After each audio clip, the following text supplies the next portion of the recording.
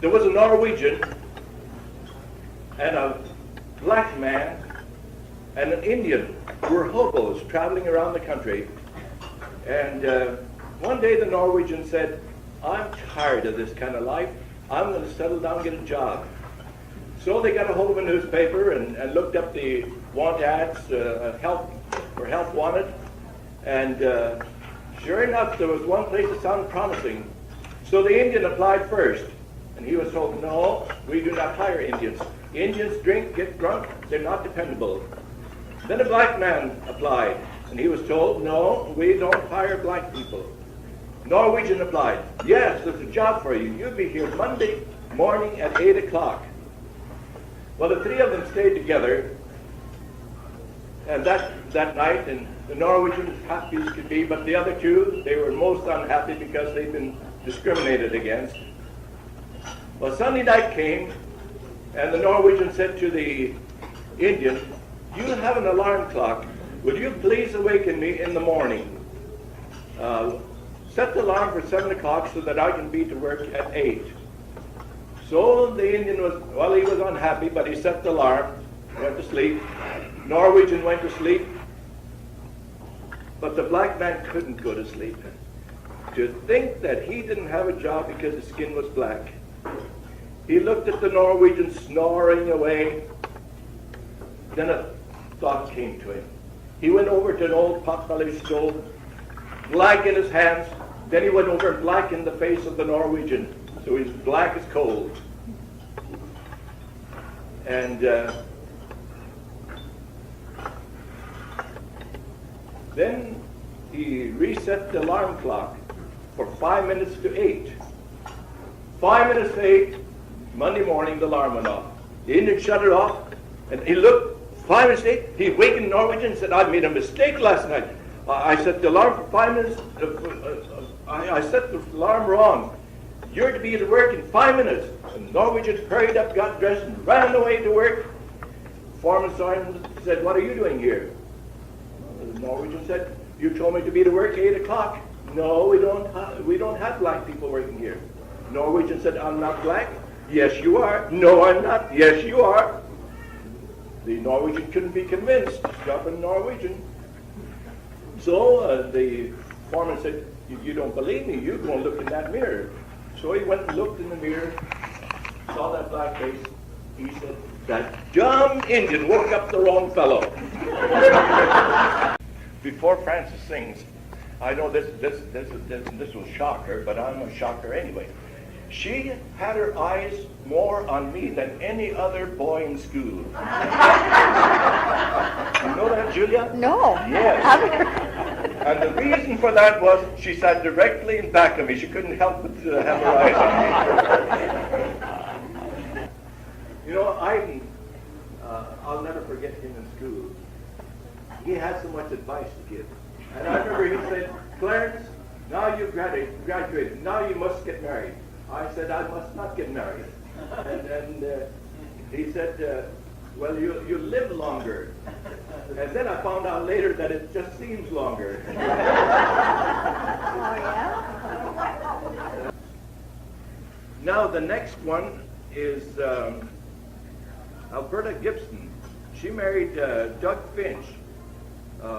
He was, according to my research, he was a very bashful person. And after the ceremony, when they got married, he kissed the preacher and gave the bride $5. Let's see now. Yeah, there was a minister in Portland who had he needed dentures, so he went to a dentist, and his name was Fraser. And after he got his teeth, he used to come back for a checkup, and Dr. Fraser said to him, "How are you getting along?" "Oh," he said, "my teeth are all right, but my congregation is unhappy with me, so I have to leave Portland."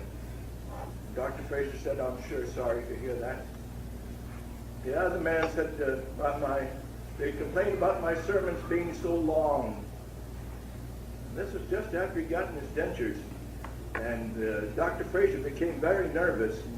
And he looked up in the file and found the man's name. And don't you think he had given the man women dentures?